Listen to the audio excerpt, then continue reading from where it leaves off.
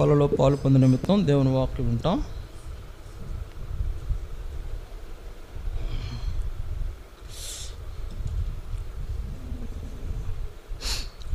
దేవుని వాక్యములో లూకాసు వార్త 22వ అధ్యాయం. లూకా 22వ అధ్యాయం 15-16 వచనాలు చదువుకుంటాం.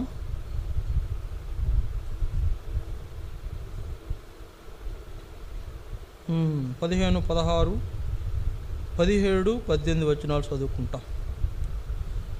అప్పుడు ఆయన, నేను శ్రమపడక మునుపు మీతో కూడా ఈ పస్కాను భుజింపవలనని మిక్కిలి ఆశపడుతుని, అది దేవుని రాజ్యంలో నెరవేరు వరకు ఇక ఎన్నడూనూ దాన్ని భుజింపనని మీతో చెప్పుచున్నానని వారితో చెప్పి, ఆయన గిన్నె ఎత్తుకుని కృతజ్ఞతాస్తుతులు చెల్లించి, మీరు దీనిని తీసుకొని మీలో పంచుకొనుడి. ఇక మీదట దేవుని రాజ్యం వచ్చే వరకు నేను ద్రాక్షారసము త్రాగనని మీతో చెప్పుచున్నాను." 19వ వచనం కూడా చదువుదాం.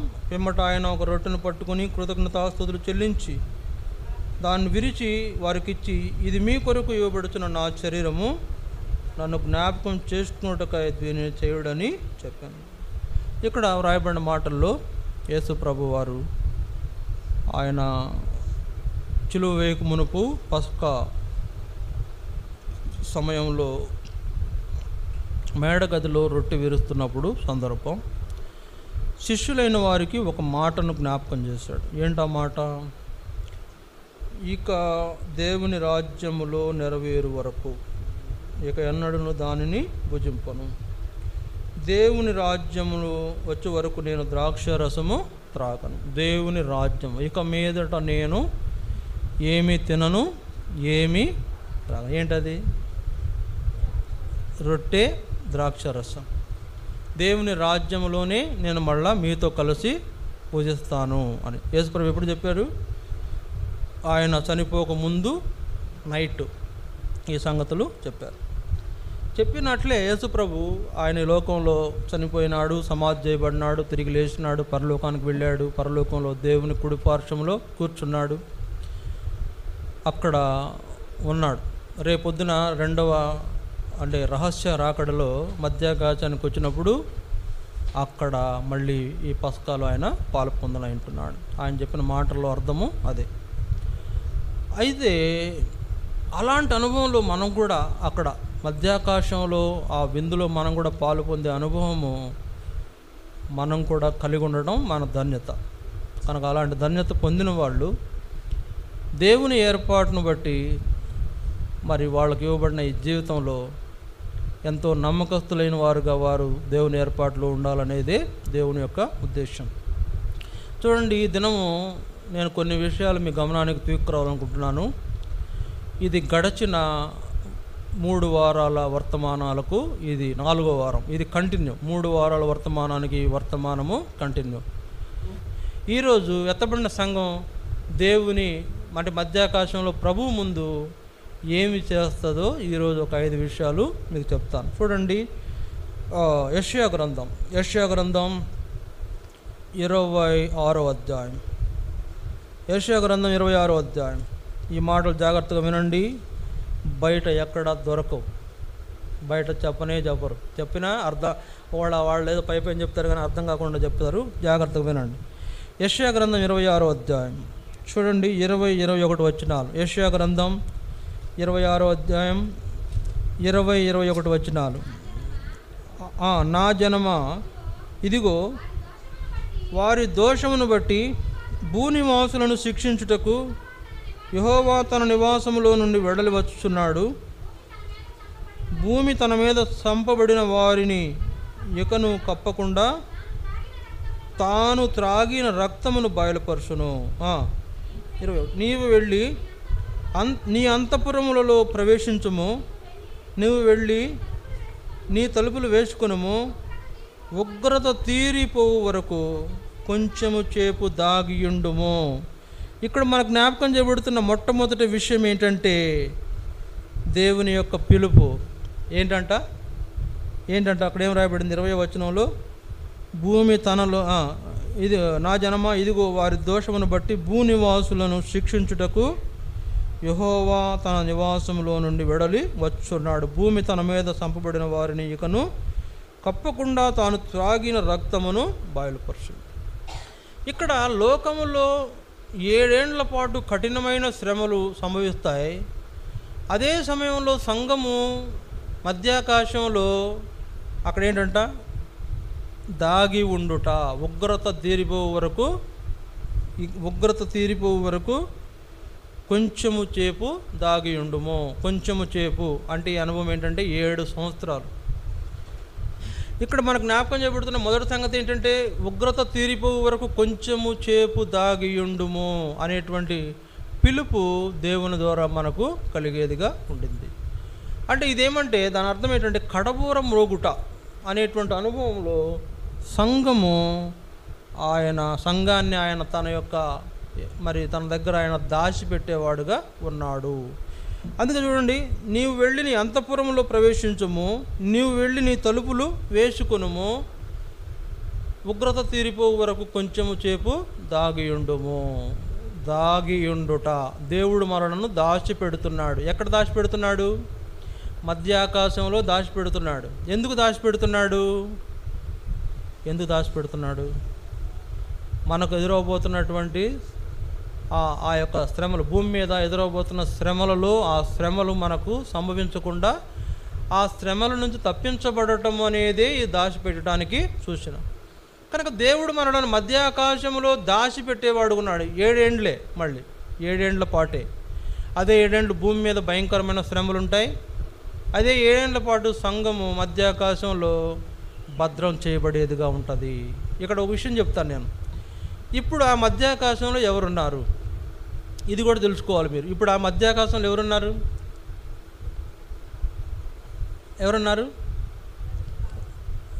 తెలుసుకోవాలి. ఇలాంటి తెలుసుకోండి. మరి ఇప్పుడు ఆ మధ్యాకాశం ఖాళీగా ఏం లేదు.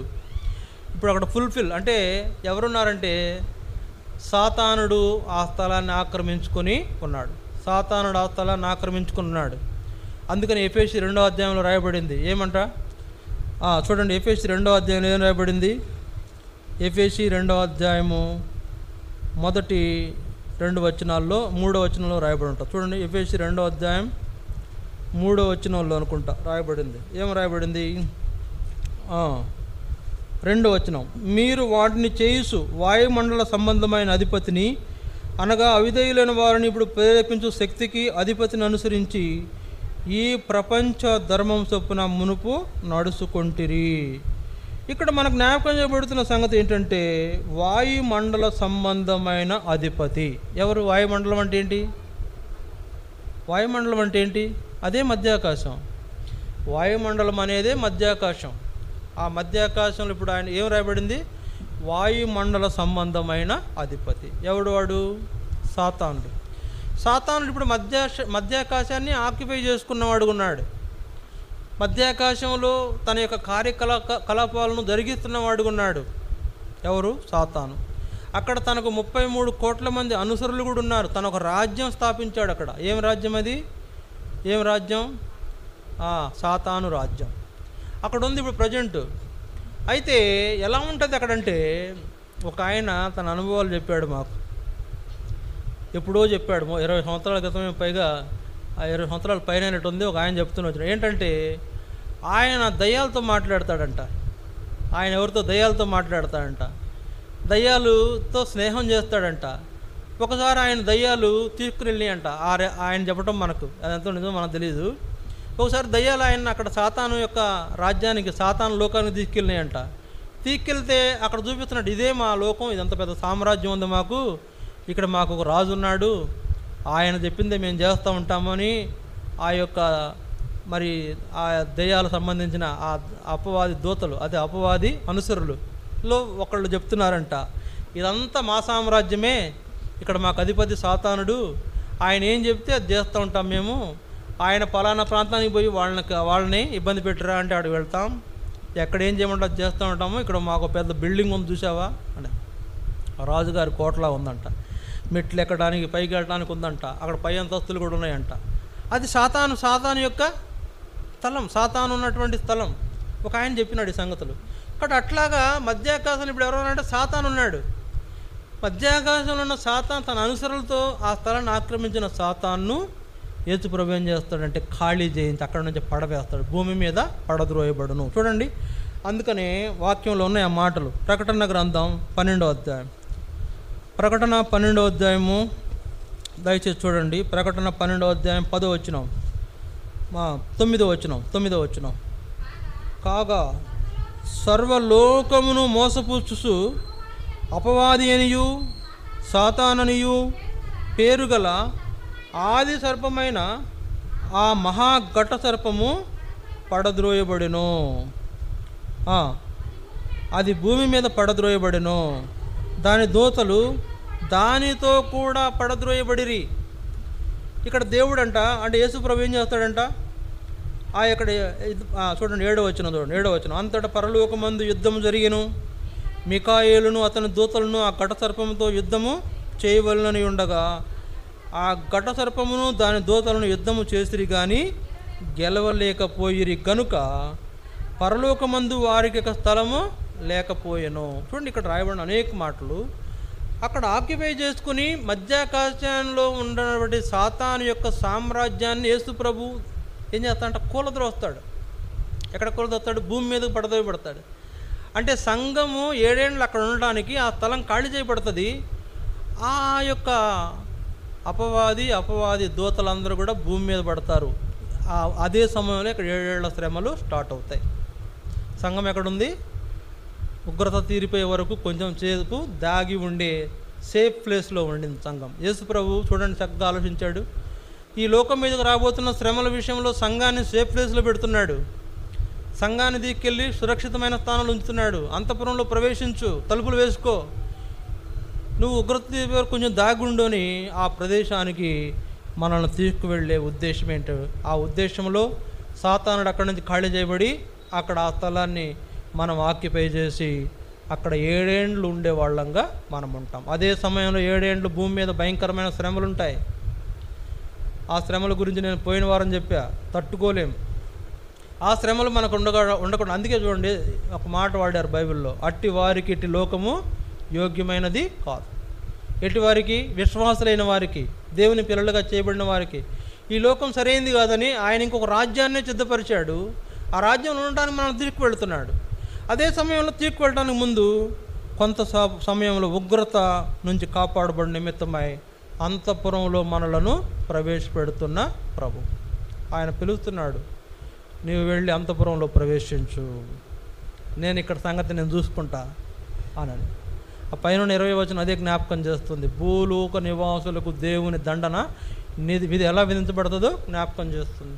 కనుక భూమి మీద భయంకరమైన శ్రమలు, పరలోకంలో మధ్యాకాశంలో ఉన్నటువంటి సంఘమునకు చాలా, మరి నేనేం చెప్తానంటే ఈ లోకంలో విశ్వాసులుగా ఎన్ని శ్రమలు పడుతున్నామో, ఎన్ని కష్టాలు పడుతున్నామో, ఎన్ని నిందలు పడుతున్నామో, అవన్నీ అక్కడ మనకు ఉండవు.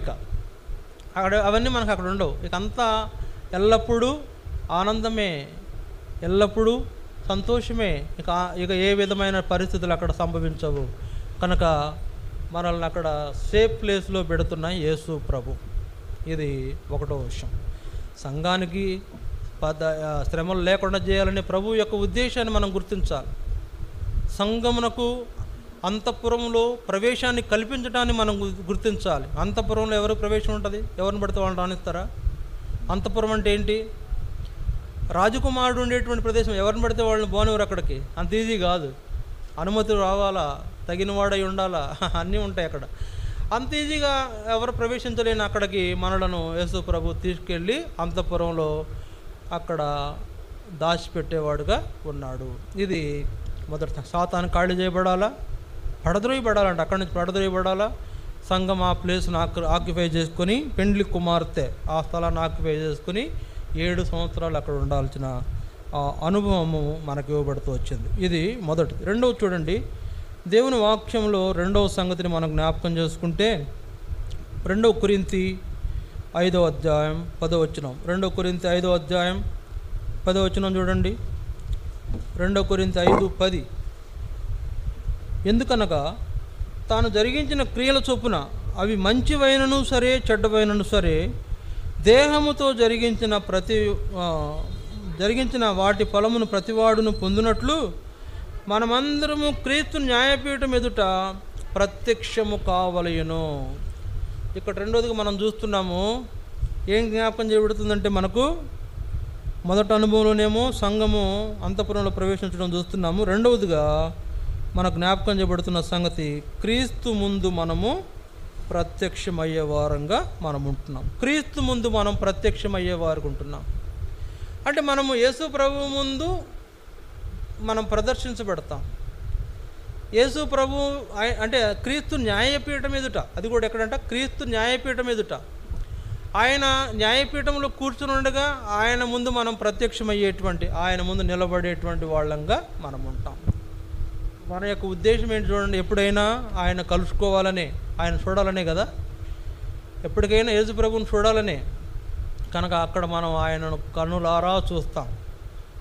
ఆయన అక్కడ కన్నులారా చూసి ఆయనను మనం గుర్తుపడతాం. ఈయనే మన ప్రభువు, ఈయనే నా కొరకై సిద్ధపడిన పెండ్లి కుమారుడు, నేను ఆయన కోసం సిద్ధపరచబడ్డాను అనేటువంటి సంగతులను అక్కడ మనం గ్రహించే వాళ్ళంగా ఉంటాము.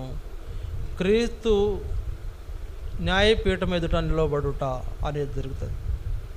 అంటే చూడండి, ఆయన ఆసనం ముందు నిలబడుటే అనుభవము మనం కలిగిన వారంగా ఉండటం ఏం జ్ఞాపకం చేస్తుందంటే, ఆయన మనం జరిగించిన వాటి మంచి అయినా కూడా చెడ్డ అయినా కూడా, అంటే మంచివైనా చెడ్డవైనా, అందుకే పైన 9వ వచనంలో మన దేహంతో జరిగించిన మంచి విషయాలైనా కూడా చెడ్డ విషయాలైనా కూడా అది ఆయన దగ్గర మరి ఏమైపోతుంది అంటే ఓపెన్ అయిపోతుంది.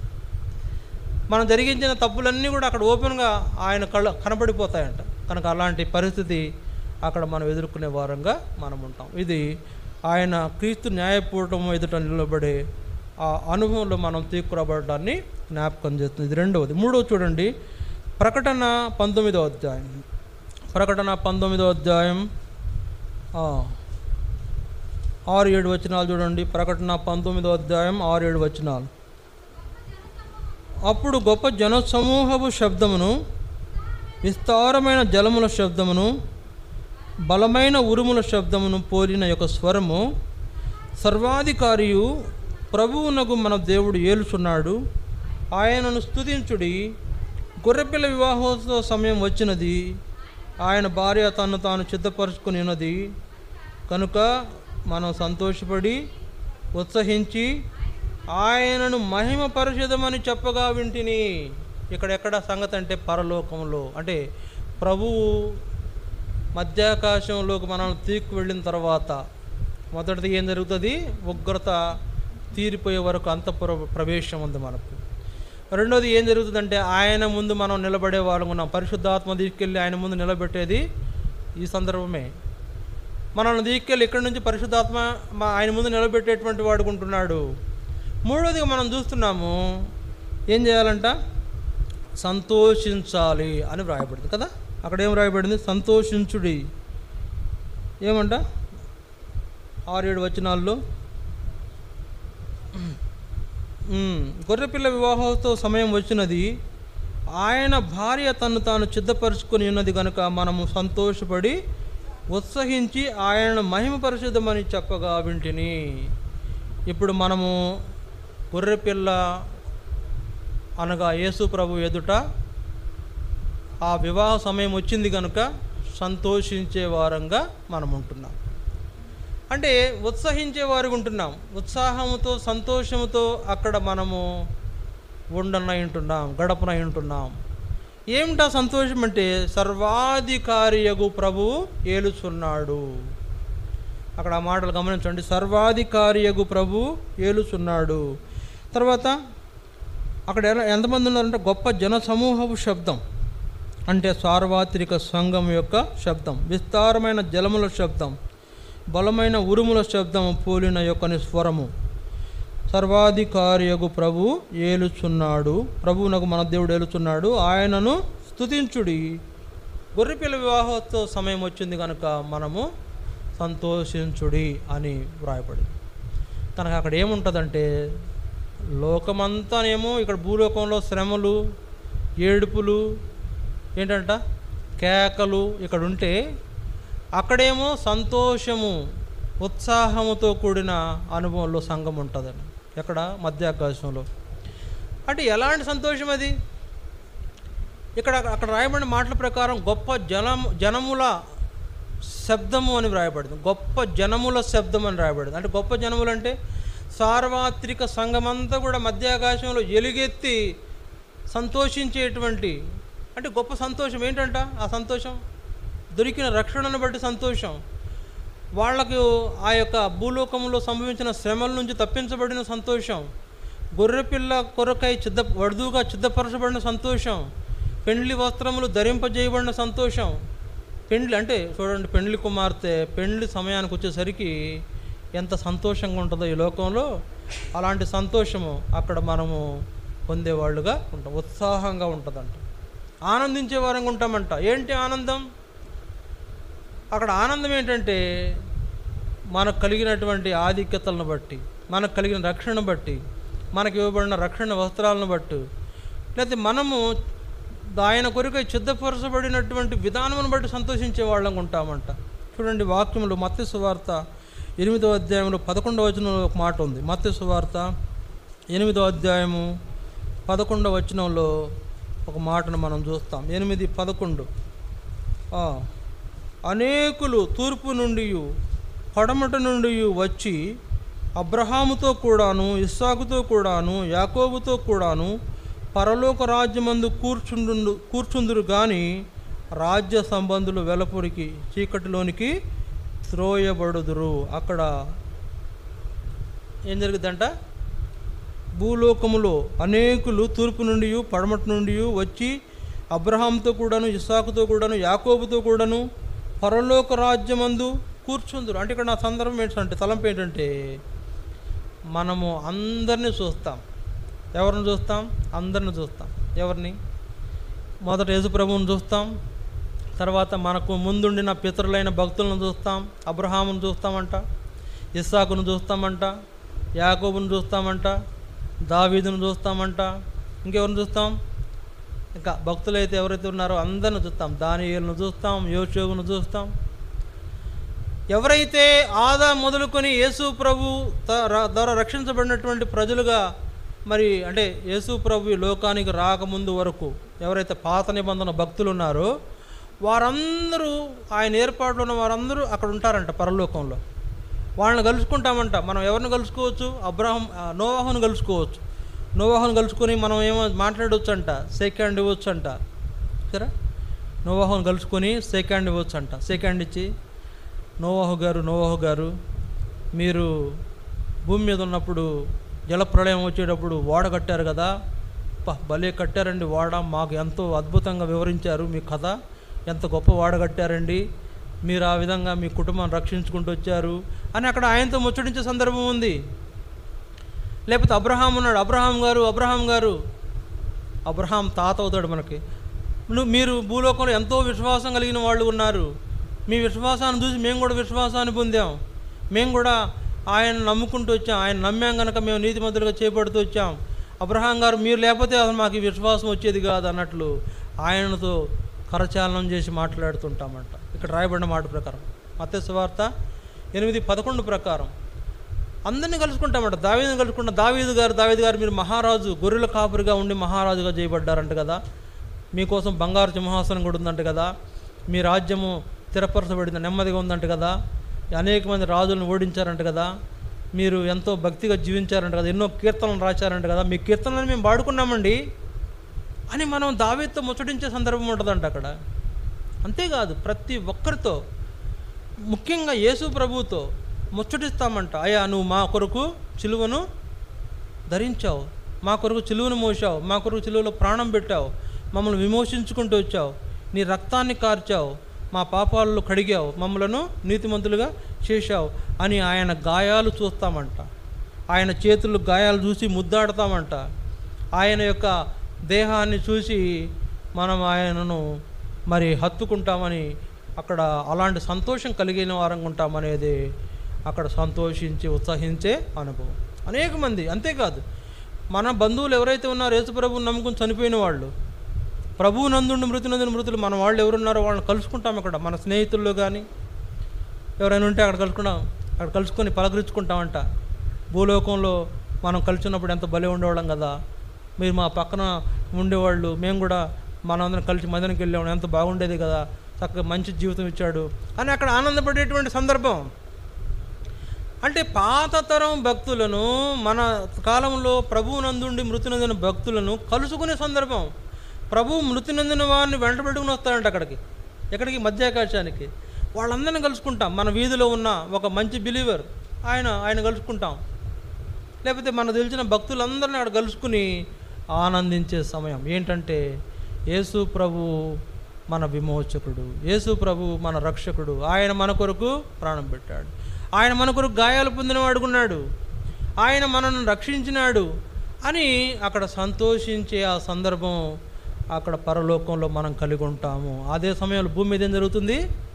ఏడుపులు, కేకలు, పెడబొబ్బలు, దిక్కులు పిక్కటిల్లేలాగా అరిచే అరుపులు, లోకమంతటా చెదిరిపోతున్న ఆ యొక్క దేవుని మాట వినకుండా విడిచిపెట్టబడిన వారందరికీ ఇక్కడ ఎంతో బాధ ఉంటే, పరలోకంలో సంఘము సంతోషించే అనుభవము కలిగి ఉంటారు. ఇంకో మాట అక్కడ 8వ వచనంలో రాయబడింది, వాళ్ళకి నీతి క్రియలు అనబడేటువంటి వస్త్రాలు ఇవ్వబడినాయి అంట. పరిశుద్ధుల క్రియలు అనబడేటువంటి వస్త్రాలు వాళ్ళకి ఇవ్వబడినాయి అంట. అంటే అది వేరే వస్త్రాలు, అంటే దేవదూతలను పోలిన వారుగా వారు ఉంటారంట. పెండ్లి కుమార్తెగా తన్ను తాను సిద్ధపరుచుకుని అక్కడ వివాహోత్సవంలో పాలు పొందే అనుభవం సంతోషమే కదండి. అంతేకాదు అక్కడ ఇంకో మాట కూడా రాయబడింది. ఎందుకు సంతోషం అంటే కింద ఒక మాట రాయబడింది చూడండి, అదే 9వ వచనం 8-9 చూడండి. మరియు ఆమె ధరించుకున్నటకు ప్రకాశములను నిర్మలములైన సన్నపు నార బట్టలు ఆమెకి ఇవ్వబడును, అవి పరిశుద్ధుల నీతి క్రియలు. మరియు అతడు నాతో ఇలాగ చెప్పెను, గొర్రెపిల్ల పెండ్లి విందుకు పిలువబడిన వారు ధన్యులని వ్రాయుము అని. గొర్రెపిల్ల పెండ్లి విందుకు పిలువబడిన వారు ధన్యులు. అక్కడ విందు కూడా ఉంటుందంట. ఏముంటుంది? విందు. ఏం విందు ఉంటుందో కదా, ఏం విందు ఉంటుంది? పెండ్లి విందు ఉంటుంది. పెండ్లి విందు అంటే ఇంకా అన్నీ ఉంటాయి కదా. పెండ్లి విందు అంటే ఏముంటాయి? అన్నీ ఉంటాయి. పెండ్లి విందు అంటే ఇప్పుడు మన యొక్క అనుభవంలో మనం అనుకోవచ్చు, రకరకాల విందులను మనం ఊహించుకోవచ్చు. కానీ ఇక్కడ భూలోకంలో మనం చూసిన విందుల కంటే భిన్నమైన విందు. ఈ భూలోకంలో ఇంతవరకు ఎప్పుడు జరగనటువంటి చాలా గొప్ప పెండ్లి విందు అది. ఆ గొప్ప పెండ్లి విందులో మనము పాలు పొందేవాళ్ళుగా ఉంటాం కనుక సంతోషం. పెండ్లికి వెళ్ళటం సంతోషం, ఆ పెండ్లిలో మనమే ప్రధాన భూమిక అవ్వటం సంతోషం. మూడోది పెండ్లి విందు కలిగి ఉండటం అనేది సంతోషం. నాలుగోది ప్రభువు ఏలుబడిలోకి పరిస్థితులన్నీ తీసుకురాబడటం వలన సంతోషం. సాతానికి అధికారము లేదు. అందువల్ల ఈ సంతోషం అంతా కూడా మధ్యాకాశంలో సంఘం అనుభవించే ఆ గొప్ప ఏర్పాటు మన జీవితంలో మనం చూస్తాం. అయితే ఎవరు చూస్తారు చెప్పండి? నేను చెప్పేవన్నీ ఎవరు చూస్తారు? యేసు ప్రభు రక్తంలో కడగబడిన వాళ్ళు, ఆయన పెండ్లి కుమార్తెగా సిద్ధపడిన వాళ్ళు. ఆయన పెండ్లి కుమార్తెగా సిద్ధపడిన వాళ్ళు ఎవరు పెడతాళ్ళు కాదు. ఆయన పెండ్లి కుమార్తెగా సిద్ధపడడం అంటే పరిశుద్ధమైన నీతి క్రియలు జరిగించిన వాళ్ళు, రెబ్బకా లాంటి ఆలోచన విధానం గల వాళ్ళు, పరీక్షించబడినప్పుడు పరీక్షలో పాస్ అయ్యేవాళ్ళు, ఫెయిల్ అయ్యేవాళ్ళు కాదు. విశ్వాసం ఉందా లేదా అంటే ఎంతో గొప్ప విశ్వాసం ఉందనిపించుకున్న వాళ్ళు, నమ్మకంగా ఉన్నారా లేదా అంటే నమ్మకస్తులే అనిపించుకున్న వాళ్లకు అక్కడ ఈ అనుభవాలు ఉంటాయి. యేసు ప్రభువుని బాగా ఎరిగినటువంటి వాళ్లకు ఈ అనుభవాలు ఉంటాయి. యేసు ప్రభువుని ప్రేమించే వాళ్లకు ఈ అనుభవాలు ఉంటాయి. ఎవరైనా పెండ్లి కుమారుని ప్రేమించుకుంటూ ఉంటారా చెప్పండి? పెండ్లి చేసే వధువే ఉందనుకుందాం, పెండ్లి చేసుకోబోయే పెండ్లి కుమారుని ప్రేమిస్తుందా ద్వేషిస్తుందా? ప్రేమిస్తుంది. ప్రేమిస్తే ఏం చేస్తుంది? ప్రేమిస్తే ఏం చేస్తుందండి? రాయబారం చేస్తుందా చేయదా? పెండ్లి కుమార్తె రాయబారం చేస్తుందా చేయదా? నాకు అంటే ఆమె కోరికలన్నీ చెప్పుదా, ఆయన ఏం కోరుతున్నావు, నేను ఎట్లా ఉండాలని కోరుతున్నాను అడుగుద్దా అడగదా? నువ్వు ఎలా ఉండాలంటే నేను ఎలా ఉంటాను చెప్పు అని అడిగి ఆ విధంగా సిద్ధపరుచుకుని అలంకరించుకుంటుంది. నేను గమనించాను కొంతమందిని, వాళ్ళు పెండ్లికి ముందే కొంతమంది కొన్ని మాట్లాడుకుంటారు. నేను పెండ్లి రోజులో ఎలా ఉండాలని కోరుకుంటున్నావు, నీకు ఎలా ఉంటే బాగుంటుంది చెప్పు అని అడిగితే, నాకు ఇలా డ్రెస్ వేసుకోవాలి ఎలా ఉండాలని చెప్తే వాళ్ళు అలా అలంకరించుకునే వాళ్ళని నేను చూశాను. అందుకే చెప్తున్నా, పెండ్లి కుమారుడికి ముందే అడిగి నేను ఏ డ్రెస్ వేసుకుంటే నీకు ఇష్టం, నేను ఎలా అలంకరించుకుంటే నీకు ఇష్టం అని అడిగి అలంకరించుకొని పెళ్ళిలో కూర్చున్న వాళ్ళు నేను చూసి, ఎందుకంటే నేను ఫోటోగ్రాఫర్ని ఒకప్పుడు కనుక ఇది నాకు కొంచెం ఎక్స్పీరియన్స్ ఉంది. అందువల్ల పెండ్లి కుమారుడికి ఎట్లా కనబడితే బాగుంటుందో అని అలంకరించుకునే ప్రయత్నం ఎట్లయితే చేస్తుందో లోకంలో, అట్లనే మనం కూడా మన ప్రభువు కొరకు పరిశుద్ధ క్రియల చేత అలంకరించబడినటువంటి అనుభవమే నా సంతోషం. ఈ పరిశుద్ధ క్రియలు సన్న నారబట్టలు ధరించకపోతే ఆ సంతోషం రాదండి. తను తాను సిద్ధపరుచుకోకపోతే ఆ సంతోషంలో పాలు పొందలేదు. ఇక్కడ ఏముంది, పెండ్లి కుమార్తె తను తాను సిద్ధపరుచుకున్నది, చక్కగా అలంకరించుకున్నది. అలంకారం అంటే దేని చూపిస్తుంది? మన జీవితంలో ఉండే ఆత్మీయమైన లక్షణాలే నిజమైన అలంకారం. ఏంటి ఆత్మీయమైన లక్షణాలు ఏంటి చెప్పండి? ఏంటి ఆత్మీయమైన లక్షణాలు? బాహ్య లక్షణాలు ఏంటి, ఆత్మీయమైన లక్షణాలు ఏంటి? మనం అలంకరించుకోవాల్సిన దేన్ని అంటే మనలో ఉన్న అపవిత్రతను తీసివేసి పవిత్రతతో అలంకరించుకోవాలి. మన అంతరంగంలో ఉన్న దుర్మార్గమును తీసేసి మనము దేవుని యొక్క నీతితో మన హృదయాన్ని అలంకరించుకోవాలి. ఉందా? ఇక్కడ వింటున్నాం, అక్కడికి వెళ్తామా? ఆ అనుభవం ఉందా? నమ్మకం ఉందా? నేను ఎన్నోసార్లు మళ్ళీ చెప్తున్నా, ఒకవేళ తప్పిపోతానేమో, అక్కడ కనబడకుండా పోతానేమో భయపడుతున్నాను నేను. మరి ఆ భయం మనకుందా? యేసు ప్రభువు దగ్గరికి వెళ్ళబోతున్నాం, అక్కడ మధ్యాకాశంలో ఆయన కలుసుకోబోతున్నాం. ఆయన ముందు మరి గొర్రెపిల్ల పెండ్లి కుమార్తెగా సిద్ధపరచుకుని అక్కడ ఉండబోతున్నాం. అక్కడ సంతోషంలో మనం పాలు పొందబోతున్నాం. నిజమే, పాలు పొందుట కొరకైన అర్హతలు నీలో ఉన్నాయా? వింటున్నాం, నిజమే వింటున్నాం. కానీ ఈ ఎక్స్పీరియన్స్ పొందాలంటే ఖచ్చితంగా మన జీవితంలో పరిశుద్ధత ఉండాలి. పరిశుద్ధత ఎక్కడొస్తుంది చెప్పండి? పరిశుద్ధత ఎక్కడొస్తుంది? యేసు ప్రభు రక్తంలో వస్తుంది. పరిశుద్ధత అనేది యేసు ప్రభు రక్తంలో వస్తుంది. యేసు ప్రభు రక్తంలో మనం పరిశుద్ధులుగా చేయబడి ఆయన ఏర్పాట్లో జీవించేటువంటి వాళ్ళంగా ఉంటేనే ఆ అనుభవం మనకు వస్తుంది. మనం జీవిస్తున్నామా? పరీక్షించుకోండి. వాళ్ళలో కూడా పాలు పొందబోతున్నాం. ఈ పరీక్ష మనం వేసుకోకపోతే, ఈ ప్రశ్న వేసుకోకపోతే వాళ్ళలో పాలు పొందడం కూడా అంత ఈజీ కాదు. ప్రభు వస్తున్నాడు, మధ్యాకాశంలో బోరుతున్నాడు, నేను ఆయన దగ్గరికి వెళ్ళబోతున్నాను అనేటువంటి ఎక్స్పీరియన్స్ నీకుందా?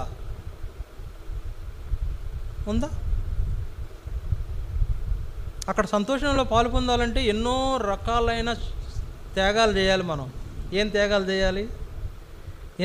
చేయాలి? మనకున్న ఆశలను త్యాగాలు చేయాలి, మన కోరికలను త్యాగాలు చేయాలి, మన జీవితంలో వ్యర్థమైన వాటిని కలిగి ఉండటం త్యాగం చేయాలి, అవసరమైన వాటిని కలిగి ఉండటమే పరిశుద్ధ క్రియలు. కానీ అక్కడ మనం ఎన్ని చూడాలంటే ఇక్కడ త్యాగాలు చేయకుండా అక్కడేమి చూస్తాం చెప్పండి? మందిరం యొక్క అనుభవంలో మనం ఉండాలి, దేవుని యొక్క అనుభవంలో మనం ఉండాలి, లోక పద్ధతుల్లో మనం ఉంటాం. అవి మనం అక్కడికి వెళ్ళలేము. గుర్తుపెట్టుకోండి. ఒకవేళ పొరపాటున వాడికి వచ్చినా అక్కడ ఏం జరుగుతుందని చెప్తాం. మన తర్వాత ఉంది, మసాలా ఏం అవ్వలే, ఇంకా ఉంది, ముందుంది. ఒకవేళ అక్కడికి మనం వెళ్ళినా కూడా అక్కడ ఏం జరుగుతుందో కూడా, అక్కడ ఆయన ఎలాంటి ప్రశ్న వేస్తాడో కూడా నేను చెప్పబోతున్నా ఇప్పుడు. అందువలన మనం ఆ సంతోషంలో పాలు పొందాలి అంటే ఇక్కడ మన ప్రవర్తనను సరిదిద్దుకోవాలి, మన జీవితాన్ని చక్కపరుచుకోవాలి. మన లక్షణాలన్నీ కూడా ఎలా ఉండాలా? దేవునికి ఏర్పాట్లు, దేవునికి తగినట్లు ఉండాలి, లక్షణాలు ఉండాలి. ఉన్నాయా? ఒకవేళ లేకపోతే అక్కడ చేరుకోవడమే కష్టం, ఆ యొక్క అంతఃపురంలో ప్రవేశించడమే కష్టం. గేటు దగ్గర ఒక ఆయన ఉంటాడు, ఆయన ఆపేస్తాడు. ఎవరుంటారు చెప్పండి? గేటు దగ్గర ఎవరుంటారు? పరలోకం వెళ్ళే గేటు దగ్గర ఎవరుంటారు? మీరు పరలోకం వెళ్తారు, మధ్యాకాశంలో వెళ్తారు, నేను నమ్మాలి. పరలోకం వెళ్ళే గేటు దగ్గర ఎవరు ఉంటారో మీకు తెలియదు, మీరు మధ్యాకాశం వెళ్తారు, ఆయన ముందు నిలబడతారంటే నేను నమ్మాలి ఇప్పుడు. అందుకే నేర్చుకోవాలి. మొదట మనల్ని అక్కడ పేతురే ఆపేస్తాడు. ఆయనే లోపల ప్రవహించేది. పరలోక ద్వారపు తాళాలు చెవి ఉన్నది పేతురు దగ్గరే. ఆ తాళాలు తీసేది ఆయనే, ద్వారం దగ్గర ఉండేది కూడా ఆయనే. ఎవరు వస్తున్నారో ఎవరు పోతున్నారో చూసేది ఆయనే. నువ్వు వెళితే నేను ఎందుకు ఊరుకుంటాడా? ఎందుకు ఆపుతాడా? అప్పుడా మరి ఆపుతాడని ఖచ్చితంగా చెప్తున్నాం. మరి అక్కడికి వెళ్ళే ఆలోచన లేనట్టేగా. ఏమండి, దేవుని కొరకు మనం చేసే భక్తిలో లోపం ఉంటేనే ఈ పరిస్థితి ఎదురవుద్ది కదా. అందువలన ఆ సంతోషంలో మనం పాలు పొందాలన్నా ఆయన ముందు మనం ప్రత్యక్షమయ్యి ఆయన ఏర్పాట్లు మనము ఆ ఉత్సహించేటువంటి అనుభవంలో ఉండి ఆ విందులో పాలు పొందాలన్నా కూడా మన జీవితంలో పరిమళ క్రియలు జరిగించే వాళ్ళంగా ఉండాలి, నీతి క్రియలు జరిగించే వాళ్ళంగా ఉండాలి. అపవిత్రమైనవి కాదు, లోక సంబంధమైనవి కాదు. జీవితము సరిదిద్దపడకపోతే అక్కడ మనకు ప్రవేశమే లేదు. ఈ సంగతి 3వ అనుభవం. అక్కడ ఉత్సాహించి సంతోషించే అనుభవంలో గొర్రెపిల్ల వధువు ఉంటే అలాంటి అనుభవం మనం ఉండాలంటే మన పరిశుద్ధత కాపాడుకునే వారంగా మనం ఉండాలి. ఇది 3వ విషయం. 4వ విషయం చూడండి, రోమా 14వ అధ్యాయం 10, 11, 12 వచనాలు. రోమా 14వ అధ్యాయం 10, 11, 12 వచనాలు చూడండి. అయితే నీవు నీ సహోదరునికి తీర్పు తీర్చనేలా, నీ సహోదరుని నిరాకరింపనేలా మనమందరము దేవుని న్యాయపీఠం ఎదుట నిలుతుము. నా తోడు ప్రతి మోకాలును నా ఎదుట వంగును, ప్రతి నాలుకయు దేవుని స్తుతించును అని ప్రభువు చెప్పుచున్నాడు అని వ్రాయబడి ఉన్నది గనుక మనలో ప్రతి వాడును తన్ను గూర్చి దేవునికి లెక్క ఒప్పగింపవలెను. ప్రతి వాడును దేవునికి లెక్క అప్పగించాలి. ఎక్కడ నిలుస్తామన్నాడు? అక్కడ 10వ వచనంలో మనమందరము దేవుని న్యాయపీఠము ఎదుట నిలుతుము.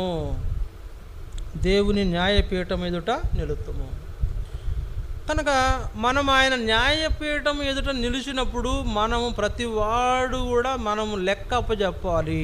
ఏమి లెక్క అప్పచెప్పాలి? ఏమి లెక్క అప్పచెప్తాం చెప్పండి?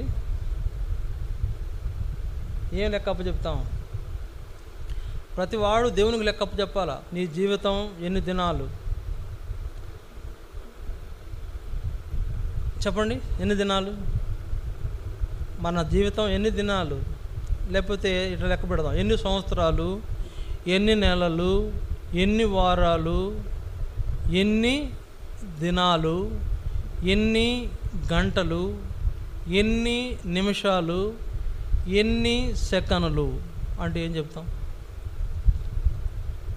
మన జీవితం అండి, మన జీవితము ఎన్ని సెకన్లు, ఇప్పటికి ఎన్ని సెకన్లు దేవుడు చెప్పేస్తాడు, ఎన్ని నిమిషాలో దేవుడు చెప్పేస్తాడు, ఎన్ని గంటలో దేవుడు చెప్పేస్తాడు, ఎన్ని దినములో దేవుడు చెప్పేస్తాడు, ఎన్ని వారాలో చెప్పేస్తాడు, ఎన్ని నెలలో చెప్పేస్తాడు, ఎన్ని సంవత్సరాలు మన జీవితం చెప్పేస్తాడు. ఆయన అదంతటికి లెక్క అడుగుతాడు. ఇన్ని సంవత్సరాలు, ఇన్ని నెలలు, ఇన్ని వారాలు, ఇన్ని దినాలు, ఇన్ని గంటలు, ఇన్ని నిమిషాలు, ఇన్ని సెకండ్ల నీ జీవితంలో లెక్క చెప్పు అంటే ఏం చెప్తాం? ఏం చెప్తాం?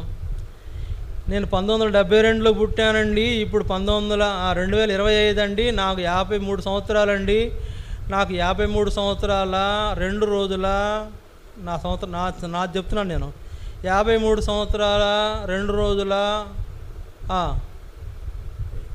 ఎన్ని గంటలు, ఎన్నో గంటలైనాయి, ఇన్ని గంటలు, ఇన్ని నిమిషాలు, ఇన్ని సెకండ్లు నా జీవితంలో, ఇన్ని గంటల్లో నేను నీ కోసం ఇన్ని గంటలు కేటాయించాను చెప్పగలమా? అంటే దేవుళ్ళు ఎక్కడుగుతాడు? ఎన్ని గంటలు ప్రార్థన చేశావు, ఎన్ని ఆరాధనలకు ఖచ్చితంగా వెళ్ళావు, నువ్వు నా కొరకు ఎంత క్రయం చెల్లించావు, నీకు ఇచ్చినటువంటి నేను నీకు కలుగు చేసిన సామర్థ్యంలో ఏమాత్రం నా కొరకు నీవు నీ సామర్థ్యాన్ని వినియోగించావు, నేను నీకు ఇచ్చిన ఆరోగ్యం, నీకు ఇచ్చిన ఆయుష్కాలం, నీ బలమును దేనికి ఉపయోగించావు? నీకు ఇచ్చినటువంటి బలమును ఎంత ఉపయోగించావు? ఎంత దుర్వినియోగం చేశావు? ఎంత నీ బలాన్ని ఇతరమైన వాటికి ఉపయోగించి నువ్వు తప్పు చేశావు? దేవుడు అక్కడ లెక్క అడుగుతాడు. లెక్క చెప్పాలి. ఎన్ని దినాలు, ఎన్ని నిమిషాలు ప్రార్థన చేశావు, ఎన్ని గంటలు ప్రార్థన చేశావు? సెకను కూడా లెక్క పెడతాడు. ఒక్క సెకనే లెక్క పెడతాడు. నా జీవితంలో నేనంట దాదాపుగా నా జీవితంలో 17 సంవత్సరాల పాటు నిద్రపోయానంట. నా జీవితంలో నిద్రపోయింది ఏంటంటే 17 సంవత్సరాల పాటు నిద్రపోయానట. నాకు ఇప్పుడు 53 అనుకోండి. 17 సంవత్సరాల పాటు నిద్రపోయానట. మిగిలినంతా నేను అంటే మెలకుకున్నానంట. నాకు ఒక లెక్క చెప్తుంది, ఒక కౌంటు. కనుక 17 ఏళ్ల పాటు నిద్రపోయానయ్యా, నీ పని చేయలేకపోయానంటావా? నువ్వు ఇచ్చిన 24 గంటల్లో 12 గంటలు నిద్రైపోతున్నానంటావా? లేకపోతే నువ్వు ఇచ్చిన 24 గంటల్లో కొంత నిద్రపోయినా, కొంత నా పనులు చూసుకున్నా నీకు ఇవ్వడానికి టైమే లేదని చెప్తామా? ఏం చెప్తాను చెప్పండి? ప్రార్థన కూటాలకు రాలేని వారికి ఉంటున్నాం. ఒక వారం మందిరానికి వస్తే ఇంకో వారం కనబడిన వారికి ఉంటాం. ఏం లెక్కలకు రావనుకుంటున్నారా? ఎన్నోసార్లు అనాలోచనగా బలలో పాలు పొందాం. తప్పు చేసుండి కూడా ఒప్పుకోకుండా బలలో పాలు పొందాం. దేవుణ్ణి ధిక్కరించి కూడా ఏమీ ఎరగనట్టుగా వచ్చి మందిరానికి వచ్చి కూర్చుంటున్నాం. ఏం లెక్కలోకి వస్తాయి రేపు పొద్దున? ఎంతో హెచ్చరిక చేసి వాక్యం చెప్పినా కూడా విన్నట్టు విని పెడచెవుని పెట్టి మళ్ళా నువ్వు సొంత మార్గం, నీ మార్గంలో వెళ్ళిపోతాం కూడా లెక్కలో తీసుకొస్తాడు. నీకెంతో వాక్యం చెప్పినటువంటి మీ దేవుని వాక్యాన్ని చెప్పిన మీ యొక్క సేవకుని వాక్యాన్ని ఎందుకు నువ్వు లక్ష్య పెట్టలేదని కూడా లెక్క అడుగుతాడు. అన్నీ అడుగుతాడు. మీ సేవకునికి ఎందుకు నువ్వు సహకరించలేదని అడుగుతాడు. మీ సేవకుడు చెప్పిన మాట ఎందుకు వినలేదని అడుగుతాడు. చూడండి, జ్ఞాపకం చేసుకోండి. దేవుని సేవకుని చేత హెచ్చరించబడి అది చేయటం మన జీవితంలో ఉండాలి.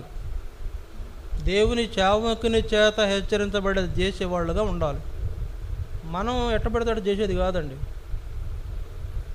దేవుని సేవకుని చేత హెచ్చరించబడాలి, లేదా దేవుని చేత హెచ్చరించబడాలి. ఇది చేయొచ్చా చేయకూడదా? చేయొచ్చు అంటే చెయ్యాలి, చేయకూడదు అంటే చేయకూడదు. దానికి మించి నువ్వు చేసేది ఏమైందంటే అది విపరీతం. విపరీతం అంటే తెలుసుగా, ఓవర్ యాక్షన్ చేసేది కూడా లెక్కలో తీసుకొస్తాడు. నీ కట్టు, నీ బొట్టు, నీ తీరు మొత్తం లెక్కలో తీసుకొస్తాడు.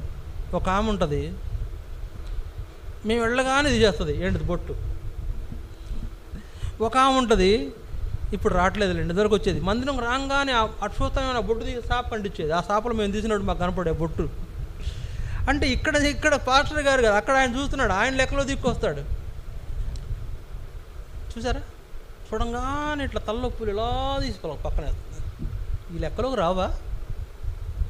ఎన్నోసార్లు బుజ్జగించాం, హెచ్చరించాం, బతిమలాడాం, లెక్కలోకి రావా? ఇన్నిసార్లు నేను హెచ్చరించాడు, ఇన్నిసార్లు నేను బుజ్జగించాడు, ఇన్నిసార్లు నీతో ప్రేమగా మాట్లాడాడు మీ సేవకుడు, ఎందుకు ఆ మాట వినలేదు అని లెక్కలో ఒకటి తీసుకురాడా?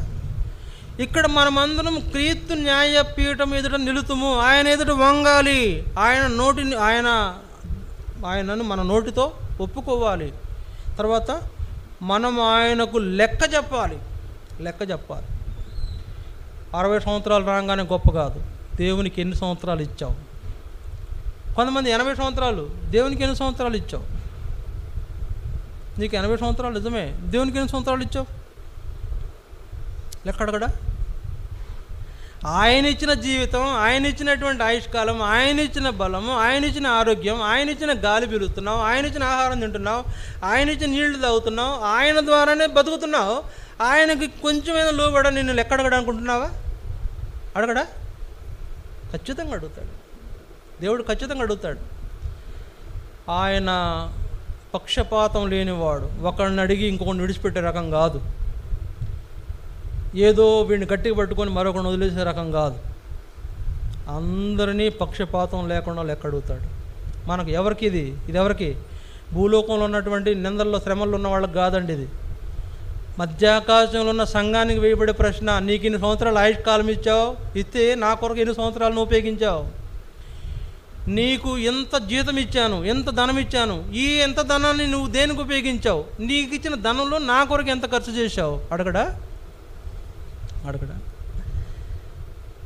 సంఘంలో ఏం అవసరం ఉంది ఎప్పుడైనా చూసావా అని అడగడా?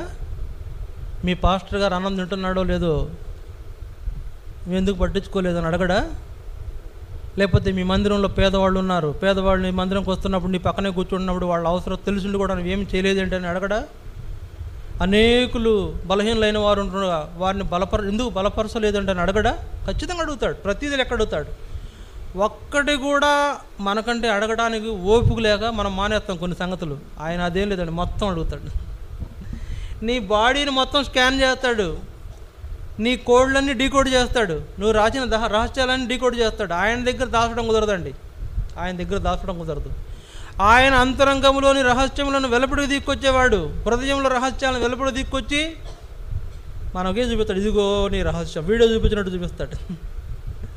వీడియో మందిరంకి వెళ్తావు కానీ నాకు తగినట్లు నువ్వు లేవు అని చూపిస్తాడు.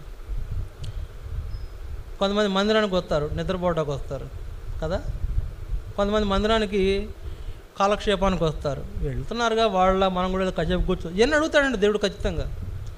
మందిరానికి ఇన్ని దినాలు వెళ్ళావు సరే, ఎందుకు మందిరంలో నువ్వు నిర్లక్ష్యంగా ఉన్నావు? వీళ్ళందరూ రేపు ఆయనకు లెక్క చెప్పాల్సిన వాళ్ళుగా ఉన్నారు కనుక మనం జ్ఞాపకం చేసుకోవాలి ప్రియులారా. లెక్క చెప్పడానికి మన దగ్గర ఏ సాకు లేదు, అప్పుడు ఏ కారణం చూపించలేవు. అసలు ఆయన ముందు నోరెత్తడానికే ఛాన్స్ లేదు. లోకంలో ఒక పోలీసుడిని నేను ఏదైనా అడిగితే మళ్ళీ ఎదురు మాట్లాడతామా? మాట్లాడితే ఊరుకోడు కదా, పోలీసు ఊరుకోడు కదా. మరి దేవుడు సర్వసృష్టికర్త, సర్వాధికారి, నీ పైన అధికారం గలవాడు, ఆయన ముందు నువ్వేం మాట్లాడతావు? ఏం మాట్లాడతావు? లెక్క చెప్పాలని ఏం చెప్పు, లెక్క తెలుసు అనంటే ఏం చెప్తాం? ఆయన న్యాయపీఠం మీద లెక్క చెప్పాలి. మనం చేసిన తప్పులకు, చేసిన పొరపాట్లకు, మన స్వయంకృత మన యొక్క పొరపాట్ల వల్ల కలిగే అపరాధాలకు లెక్క అప్పచెప్పాలి. స్వయంకృతంగా అపరాధం చేస్తాం మనం. అంటే స్వయంకృతం అంటే తెలిసి కూడా అపరాధం చేస్తాం, తప్పని తెలిసి కూడా అపరాధం చేస్తాం. వాటికన్నిటికీ లెక్క అడుగుతాడు, చెప్పాలి. పరలోకంలో ఇది. ఇక్కడేమో భూమి మీద కఠినమైన శ్రమల్లో ఇక్కడ భూలోకస్తులుంటే, మధ్యాకాశంలో ఉన్నటువంటి సంఘము ఈ యొక్క క్లిష్టమైనటువంటి క్వశ్చన్ ఆన్సర్ చేసే సమయంలో అక్కడ మనం తప్పించుకోవడానికి వీల్లేని సమయం. అందుకని ఇక్కడే సిద్ధపడాలి, ఇక్కడే జాగ్రత్త తీసుకోవాలి, ఇక్కడే పొరపాటు ఉంటే సరిదిద్దుకోవాలి. ప్రభువా క్షమించయ్యా, సరిచేయి, నన్ను బాగు చేయి, ఈ ఏర్పాటు నడిపించని మనము అలాంటి ఏర్పాటు కలిగిన వారంగా మనం ఉండాలనే దేవుని యొక్క ఉద్దేశం. ఇది 4వ సంగతి. 5వ చూడండి, చివరిగా ఒక మాట చూద్దాం దేవుని వాక్యంలో. మత్తయి సువార్త 22వ అధ్యాయం, మత్తయి సువార్త 22వ అధ్యాయం 12-13 వచనాలు. మత్తయి సువార్త 22వ అధ్యాయం 12-13 వచనాలు. స్నేహితుడా, పెండ్లి వస్త్రము లేక ఇక్కడికి ఎలాగ వచ్చితివని అడుగగా వాడు మౌని అయ్యుండెను. అంతటా రాజు వీని కాళ్ళు చేతులు కట్టి వెలుపలికి చీకటిలోనికి త్రోసివేయుడి, అక్కడ ఏడుపును పండ్లు కొరుకుటయు ఉండునని పరిచారకులతో చెప్పాను. ఇక్కడ మనం చూస్తున్నాము ఏంటంట, స్నేహితుడా పెండ్లి వస్త్రము లేక ఇక్కడికి ఎలాగో వచ్చావు.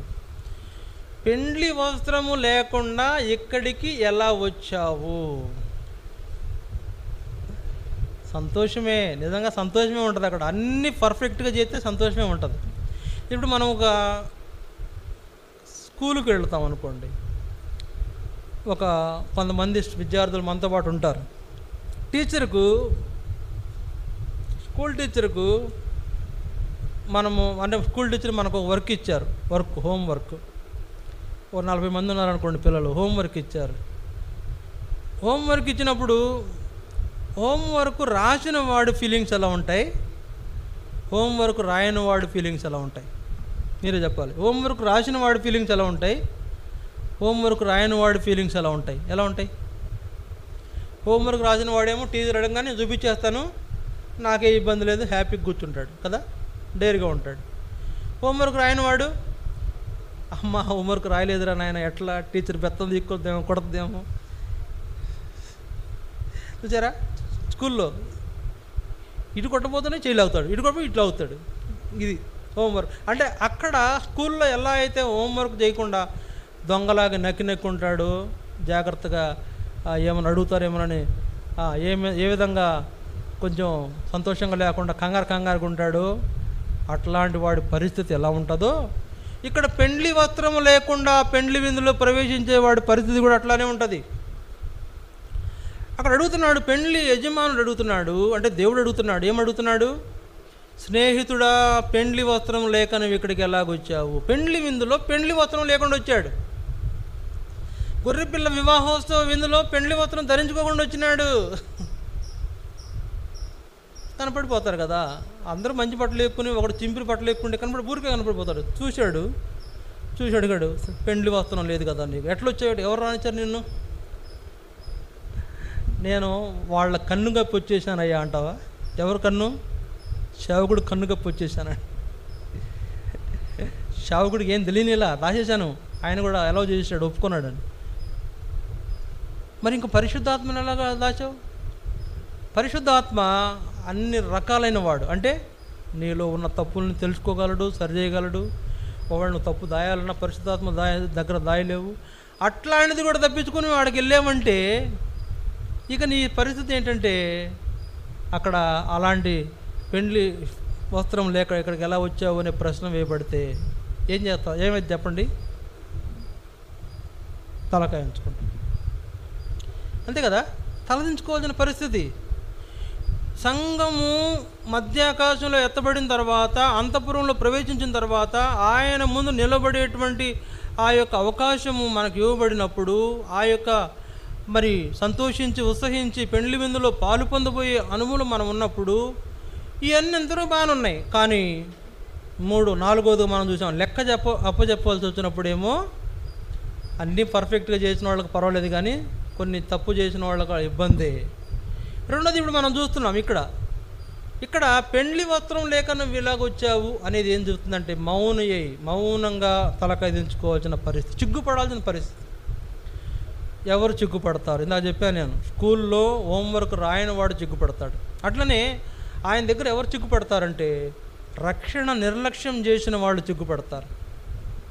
సరే, ఎవరు చిగ్గుపడతారు? రక్షణ నిర్లక్ష్యం చేసిన వాళ్ళు చిగ్గుపడతారు. ఆదివారం ఆరాధన నిర్లక్ష్యం చేసిన వాళ్ళు చిగ్గుపడతారు. ప్రార్థన చేసుకోవడం నిర్లక్ష్యం చేసిన వాళ్ళు చిగ్గుపడతారు. ప్రార్థన కూటానికి రాని వాళ్ళు చిగ్గుపడతారు. ఇక్కడ తప్పుకోవచ్చు, కొన్ని మినహాయింపులు ఇక్కడ పొందొచ్చు, అక్కడ లేదండి, గుర్తుపెట్టుకోండి. అందుకే నేను ప్రతిమలాడు చెప్తున్నా, మనకు ఉన్న బాధ్యతల్లో బ్రతకాలంటే ఏదో పని చేసుకోవాలి, ఎవరు కాదనలా. నీ ఉద్యోగానికి వెళ్ళాలి, నీ వ్యాపారం చేసుకోవాలి, నీ చేతి పనికి వెళ్ళాలి, కానీ దేవునికి ప్రార్థన కూడా చేసుకోవాలి. దేవుని మందిరానికి వెళ్ళాలి, ప్రార్థన చేసుకోవాలి. దేవుని మందిరానికి వెళ్ళాలి, ఆరాధన చేయాలి.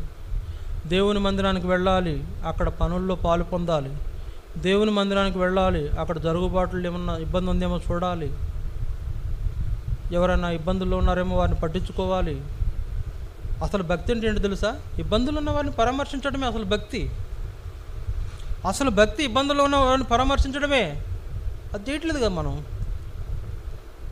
కనుక ఇక్కడ ఇన్ని నిర్లక్ష్యాలతో జీవించినటువంటి వాడు అక్కడ దొరికిపోయి అక్కడ తలదించుకుని అవమానకరమైన రీతిలో ఆ కోటాను మంది పరిశుద్ధుల మధ్యన నువ్వు తలదించుకోవాల్సిన, చిగ్గుపడాల్సిన పరిస్థితి బహు భయంకరంగా ఉంటుంది. ఇక్కడ కాదు అది, ఇక్కడ చిగ్గుపడేది వేరు. ఇక్కడ అని తప్పించుకొని మనం వెళ్ళిపోతాం, ముఖం తిప్పుకుని వెళ్ళిపోవచ్చు. ఇక్కడ పెద్ద లెక్కలోది రాదు. అక్కడ పెద్ద సమస్య ఏంటంటే, కోటాను దేవదూతలు ఉంటారు. ముఖ్యంగా దేవుని ముందుంటాము. ఆయన యొక్క పరిశుద్ధుల ముందు మనం అక్కడ తేలిపోతాం. ఇక్కడ అంటారు కదా, సేమ్ అంటే అక్కడ మనం అందరి ముందు షేమ్ అయిపోతాం, తలకదించుకోవాల్సిన పరిస్థితి వస్తుంది. ఇక్కడ సరిగ్గా జీవించని వాళ్ళు అక్కడ తలదించుకోవాల్సి వస్తుంది. అక్కడ అలాంటి వాళ్ళు కలిగిన పరిస్థితి ఏంటంటే, వీడిని బయటికి త్రోసివేయండి. చూడండి 22వ అధ్యాయం చదవండి. అక్కడ 22వ అధ్యాయం 13వ వచనం, అంతటా 13వ వచనం. అంతటా రాజు వీని కాళ్ళు చేతులు కట్టి వెలపడి చీకటిలోనికి త్రోసివేయుడి, అక్కడ ఏడుపును పండ్లు కొరుకుటయి ఉండునని పరిచారకులతో చెప్పెను. Get out. ఏంటంట, వీడిని బయటికి త్రోసివేయండి. ఇంకా అవమానం. చిక్కుతో తలదించుకోవడమే ఒక అవమానం అనుకుంటే ఇది ఇంకా అవమానం. అక్కడ అందరి ముందు నువ్వు చెప్తున్నాడు, నువ్వు గెట్ అవుట్, నువ్వు వెళ్ళిపో, ఇక్కడ నువ్వు ఉండడానికి బయటకు త్రోసివేయమని చెప్తున్నాడు. అక్కడ ఏముంటుందంట, ఏడుపును పండ్లు కొరుకుట. ఎవరు ఏడుస్తారు చెప్పండి? ఎవరు ఏడుస్తారు? ఎవరు ఏడుస్తారు? ఎవరు పండ్లు కొరుకుతారు చెప్పండి? ఎవరు పండ్లు కొరుకుతారు? నేను ఇప్పుడే 1 అవర్ అయిపోయింది, ఇంకా దిక్కుంటాను, నాకేం ఇబ్బంది లేదు. ఎవరు పళ్ళు కొడుకుతారు? ఎవరు ఏడుస్తారు? ఇక్కడ రక్షణ నిర్లక్ష్యం చేసిన వాళ్ళు ఏడుస్తారు. ఇక్కడ ఆదివారం ఆరాధనలో సరిగ్గా లేని వాళ్ళు ఏడుస్తారు. దేవునికి నమ్మకంగా ఉన్న వాళ్ళు అక్కడ ఏడుస్తారు. ఎందుకు అంటే వెలపటికి త్రోయబడ్డాం. ఎక్కడి నుండి? పరిశుద్ధుల సమాజంలో నుంచి వెలపటికి త్రోయబడ్డాం. కనుక అలాంటి పరిస్థితి మనకు సంభవించకుండా ఉండాలంటే మనం ఏం చేయాలంటే దేవుని ఏర్పాటులో జీవించాలి. కనుక అక్కడ మనకు జ్ఞాపకం, రక్షణ నిర్లక్ష్యం చేసేటువంటి వారి పరిస్థితి చాలా అగమ్య గోచరం. ఎలాంటి పరిస్థితి అంటే అక్కడ ఆ గద్దింపుకి మనం చిక్కుపడి తలకాయించుకుని బయటికి వెళ్ళగొట్టబడే పరిస్థితి. భూమి మీద ఉన్నటువంటి శ్రమలలో ఉన్న వారి కంటే బహు భయంకరమైన పరిస్థితి. మళ్ళీ చెప్తున్నా, భూలోకములో 7 ఏళ్ల కాలంలో శ్రమల్లో ఉన్న అన్యజనులు లేకపోతే అనేక మంది ఇక్కడ శ్రమల్లో ఉన్న వారి కంటే భయంకరమైన పరిస్థితి మధ్యాకాశంలో లేకపోతే పరలోకములో నుండి వెలపటికి నెట్టివేయబడుట. ఎట్లాగో మొత్తానికి వచ్చావు, అక్కడికి వస్తావు, రావచ్చు, వచ్చే అవకాశం ఉండదు కాబోలు. అక్కడ పట్టుకుంటాడు, దేవుడు పట్టుకుంటాడు, నిన్ను వెలపడి నెట్టివేస్తాడు. ఈరోజు మందిరానికి రాని వాళ్ళ పరిస్థితులన్నీ నేను ఇంతే చెప్తాను, ఖచ్చితంగా చెప్పగలను. వీళ్ళు పరలోకం లేదు, పరలోకం వాళ్ళు పొరపాటున వెళ్ళినా గెట్ అవుట్ అంటాడు, ఖచ్చితంగా అంటాడు, ఖచ్చితంగా. నువ్వు సరిగ్గా జీవించకపోతే నేను గెట్ అవుట్ అంటాడండి. ఇంకా అంతకంటే ఏం కావాలండి? నీ సరిగ్గా జీవించకపోతే, దేవుని ఏర్పాటులో కొనసాగకపోతే నీకు అవమానం తప్పదు. అవమానాన్ని తప్పించుకునే అవకాశం ఇక్కడే ఉంది, ఇప్పుడే ఉంది, నీ చేతుల్లో ఉంది. తప్పించుకోలేకపోతున్నావు. అవమానకరమైనటువంటి జీవితం జీవించే వ్యక్తిగా ఉంటున్నావు. అక్కడ ఇంకా అవమానం పాలైపోతావు. ఫలితము బయటకు నెట్టివేయబడితే అక్కడ చీకటి ఉంటుంది, ఏడుపు ఉంటుంది, పండ్లు కొరుకుట ఉంటుంది, పరలోకానికి వెలుపట. అక్కడేమో దగదగ మండు, ఆ దగదగ వెలుగుతున్న వెలుగు ఉంటే, దీపం ఉంటే, గొర్రెపిల్ల కాంతి ఉంటే, దాని వెలుపట కట్టికి చీకటి. అక్కడ ఏంటంటే ఏడుపు, పళ్ళు కొరుకుట అంటే ఏంటి? ఇంకా చాలా భయంకరమైనటువంటి శాప జీవితం అక్కడ వాళ్ళు కలిగి ఉంటారు. అలాంటి పరిస్థితి సంఘము, మధ్యాకాశం నుండి సంఘానికి సంభవించే పరిస్థితి. నేను 5 విషయాలు చెప్పాను. మొదటిదిగా అంతఃపురంలో మనకు ప్రవేశం ఇచ్చాడు, అంతఃపురంలో ప్రవేశించుట అనేది మనము చూస్తాం. రెండవది, ఆయన సముఖంలో, ఆయన ముందు నిలబడే వాళ్ళంగా మనం ఉంటాం. మన యొక్క మరి ఒక రకంగా తీర్పు పొందుడు కొరకై ఆయన ముందు నిలబడే వారంగా మనం ఉంటాం. ఆ సమయంలో తీర్పు తీరుస్తాడు. ఎవరికి ఇవ్వాల్సిన జీతం వాళ్ళకి ఇస్తాడు. ఎవరికి ఇవ్వాల్సిన జీతం వాళ్ళకి ఇస్తాడు. వాళ్ళ సామర్థ్యాన్ని బట్టి హెచ్చుతగ్గులు కలిగిన జీతాలు ఉంటాయి. బాగా భక్తి చేస్తే మంచి జీతం వస్తుంది, కొద్దిగా భక్తి చేస్తే కొద్ది జీతం వస్తుంది. బహుమానాల్లో మంచి బహుమానం కావాలా, చిన్న బహుమానం కావాలా? చిన్న బహుమానమా అంటే చిన్న బహుమానం ఎవరు కోరుకుంటారా? పెద్ద బహుమానం కావాలి కదా. పెద్ద బహుమానం కావాలంటే మంచిగా జీవించాలి. అలాంటి వారికి మనం జీవించి ఆయన ముందు బహుమానం పొందేటువంటి విషయంలో సంతోషించే వాళ్ళంగా మనం ఉంటాం. మూడవదిగా. నాలుగవదిగా, లెక్క అప్పచెప్పాలి. లెక్క అడుగుతాడు, లెక్క తీస్తాడు. బుక్కులు తీసి రాసినని అడుగుతాడు, చెప్పాలి. ఐదవదిగా, నిర్లక్ష్యం చేసిన రక్షణ జీవితాన్ని అక్కడ క్వశ్చన్ చేసి నేను బయటకు నెట్టేస్తాడు. ఫలితంగా ఘోరమైన వాతావరణంలో నువ్వు పడిపోయి ఇబ్బంది పడే ఆ పరిస్థితి నీకు సంభవించకుండా ఉండాలంటే ఇంకా ఎత్తబడలేదు, ఎత్తబడక ముందే నువ్వు అన్ని విధాలుగా ప్రభువుకి అప్పగించుకునే వ్యక్తిగా ఉండాలి. అలాంటి వారుగా మనం ఉండాలి. అలాంటి అనుభవంలోనే బలలో పాలు పొందుతాం. సంఘము మధ్యాకాశంలో సంతోషించేదిగా ఉండాలి, విచారంలో పడిపోయేదిగా ఉండకూడదు. సంఘం అంటే అందరినీ కలిపి చెప్తున్నాను కదా. నీవు దేవుని యొక్క మధ్యాకాశంలో ఆ యేసుప్రభు ముందు సంతోషించే అనుభవం ఉండాలి. దుఃఖపడే అనుభవం కాదు, ఏడిచే అనుభవం కాదు, పండ్లు కొరికే అనుభవం కాదు. అలా మనం ఉండాలంటే మన జీవితంలో లోపం లేకుండా చూసుకోవాలి, భక్తిలో విశ్వాసంలో లోపం లేకుండా చూసుకోవాలి, నమ్మకంగా ప్రభువును సేవించాలి, ఆయన కొరకు నమ్మకంగా మనల్ని మనం సిద్ధం చేసుకోవాలి. ఒక పక్కన పరిశుద్ధాత్మ సాయం చేస్తున్నాడు, ఒక పక్కన యేసు ప్రభు కూడా నిన్ను సిద్ధపరుస్తాడు. కానీ నీ సిద్ధపాటు కూడా అవసరమే. నీ విల్లింగ్ లేకుండా ఆయన కూడా ఏమీ చేయలేడు. కాబట్టి నువ్వు ఆయనకు అప్పగించుకుంటే నిన్ను ఆయన మంచి అనుభవంలో సంతోషించే అనుభవం ఉంచుతాడు. అప్పగించుకోకపోతే నష్టపోతాం. కనుక అలాంటి అనుభవం కలిగి బలలో పాలు పొందబోతున్నాం. పరీక్షించుకుందాం. రక్షణ నిర్లక్ష్యం చేస్తున్నామేమో, లేకపోతే లెక్క అప్పచెప్పాల్సి ఉంటుందని తెలిసి కూడా ఇంకా లెక్కలు తప్పుతున్నామేమో. పరీక్షించుకుందాం. సరి చేసుకుని యోగ్యమైన అనుభవంలో బలలో పాలు పొందుతాం. మోకరించండి.